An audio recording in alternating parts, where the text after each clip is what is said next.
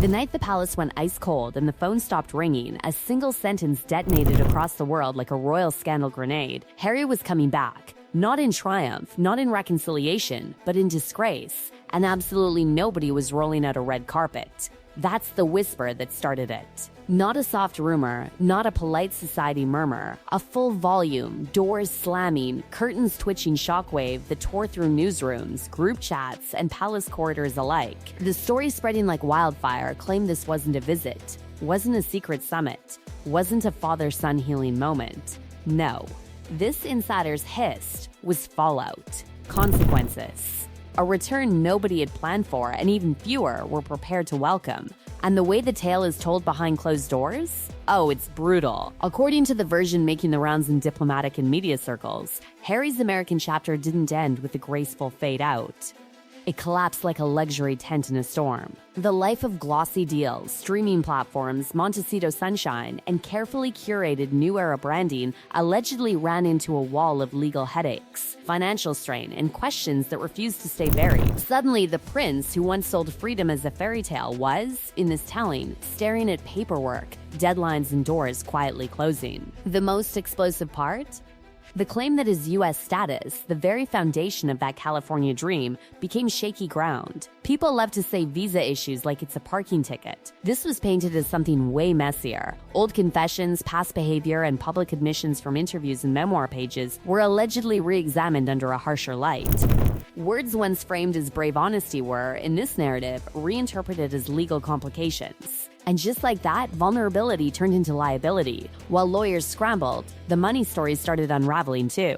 Projects that once sounded like golden tickets allegedly stalled, shifted, or shrank. Industry smiles cooled, meetings got shorter, calls stopped being returned as fast. And in the background of all that massive house, the one sold to the world as sanctuary, independence, proof they'd made it, suddenly featured in whispers about missed payments and looming financial pressure. The dream home turning into a symbol of a dream slipping through their fingers. But here's where the drama really tightens its grip. Because the gossip doesn't just say Harry was under pressure, it says Meghan made a move. According to sources who swear they've heard it from people who know people, Meghan's focus allegedly snapped into survival mode. Brand first, kids first, future first. Separate the business. Protect the assets. Build her identity as a solo force, not half of a royal rebellion story that might be heading off a cliff. Papers reportedly shifted. Companies restructured. Narratives carefully reframed. The language changed from we to she in subtle but telling ways. And then came the night that insiders described like a scene from a prestige drama. Suitcases out, voices low, urgency thick in the air. Harry, we're told, realizing the situation was no longer theoretical. This wasn't a PR storm to ride out. This was logistics, timelines, orders, departure.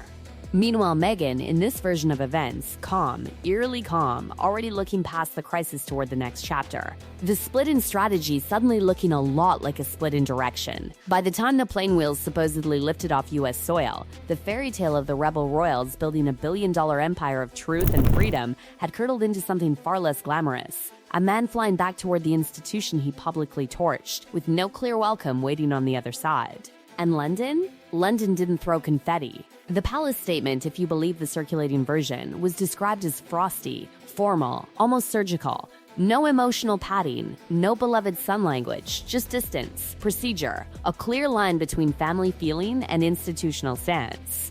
Translation, in gossip speak, we see you, we acknowledge you, but don't expect the gates to swing open. Behind the scenes, another phrase started surfacing in hushed political and royal circles. Containment. Not reunion, not reconciliation, containment. As if Harry wasn't a prodigal prince, but a volatile headline the monarchy needed to manage, not embrace. Security protocols allegedly adjusted, old residences off the table, no automatic privileges. The message, as insiders love to dramatize it, was simple and savage. You chose life outside the system, so now you arrive outside its protection. And the emotional punch? That phone call. The one he supposedly made after landing. The one that rang and rang. The one people now retell like modern royal folklore. A son reaching out, a father hesitating, a brother hardening the line. Whether every detail is true almost doesn't matter anymore. The image is too powerful, too symbolic. The House of Windsor choosing the crown over the boy who walked behind Diana's coffin. Again. Meanwhile, across the ocean, Meghan's silence grew louder than any statement. No dramatic defense. No tearful interview, just forward motion. Brand lunches teased. New projects hinted. Carefully curated appearances that didn't include Harry's name. The narrative pivot was so smooth, it made insiders dizzy. From Duchess in exile to American entrepreneur rising from chaos, survival rebranded as strength. And Harry? The story paints him not as a villain, not as a hero, but as a man who burned the bridge and then realized the other side was still home. A prince without a platform, a rebel without a revolution, a son who mistook escape for victory and came back to find the fortress door doesn't open from the outside. The tragedy in this gossip epic isn't just the fall, it's the isolation. No palace balcony, no Hollywood red carpet, no united front, just gray skies, long roads, and a title that suddenly feels heavier than a crown ever did. Because coming back, in this version of events, wasn't the end of the nightmare. It was the beginning of a different one. The kind where the cameras are still there, the headlines are louder than ever, but the doors that once opened automatically now stay firmly shut. The Britain Harry returned to wasn't the one he left, and the family he flew toward wasn't waiting on the runway with open arms and quiet forgiveness. Palace insiders say the mood was not grief, not relief, but calculation. Every move measured, every appearance weighed. Because this wasn't just about his son coming home. It was about a global institution protecting itself from someone who had already shown he was willing to talk, write, and profit from the inside story. The whispers say William was unmovable. That behind closed doors, the future king's patience had burned out long before the plane even touched down. He had played peacemaker before. He had tried brotherly talks, quiet summits, olive branches nobody ever saw. And in his eyes, each attempt had ended the same way, with private conversations turning into public narratives he didn't recognize, in interviews he never agreed to. So this time, the drawbridge stayed up.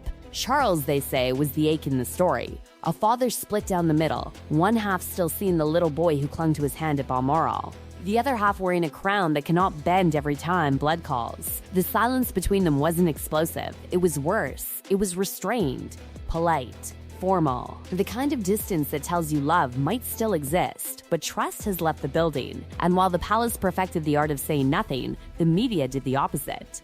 Old clips resurfaced like ghosts with Wi-Fi, party scandals from his teens, that infamous costume, the nightclub photos. Every messy, reckless human moment from Harry's past got stitched together into a highlight reel of red flags, reframed not as growing pains of a young royal, but as a long pattern leading exactly here. The public wasn't being reminded who he was. They were being told this was always who he'd been. That's the cruelty of hindsight. It edits your life into a warning story.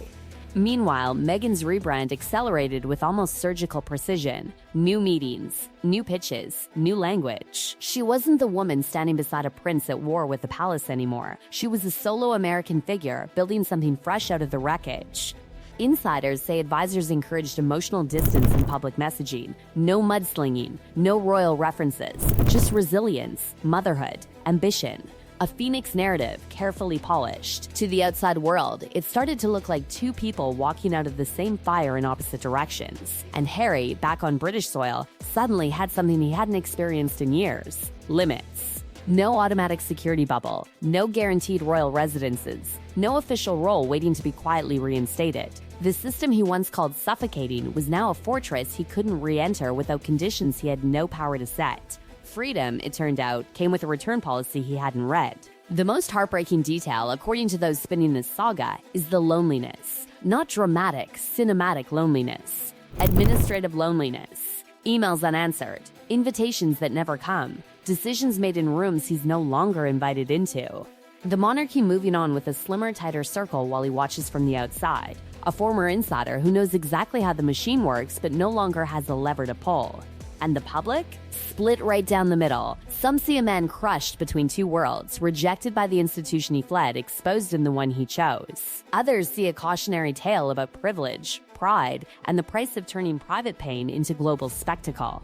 Sympathy and Schadenfreude now share the same comment sections, arguing under every photo of him stepping out of cars without a royal crest on the door. What makes this chapter so gripping isn't just the scandal, it's the symbolism. A prince who tried to outrun the crown, discovering that identity isn't a coat you can hang up in another country. It follows you, it defines you, and if you fight it publicly, it might just fight back with paperwork, protocols, and a silence colder than any headline. The gossip version of this story doesn't end with redemption. Not yet. It ends with suspension, a man in limbo, not fully royal, not fully free. A name that still opens newspapers but no longer opens palace gates. A life that once looked like a modern fairy tale, now feeling more like a cautionary legend told in drawing rooms and news studios alike. And somewhere in all of it is the bitter twist nobody can ignore. The book, the interviews, the confessions that were meant to set him free may have written the very script he's now trapped inside. The truth, once released, doesn't go back in the bottle. It becomes evidence, it becomes narrative, it becomes history with teeth. So here's where the curtain falls on this chapter of the saga. Not with applause, not with exile, but with a question hanging in the air like London fog. Can a man who walked away ever truly walk back in? Or does the crown remember everything, forgive nothing, and wait, silent, polished, immovable, for the storm to pass without ever unlocking the gate again?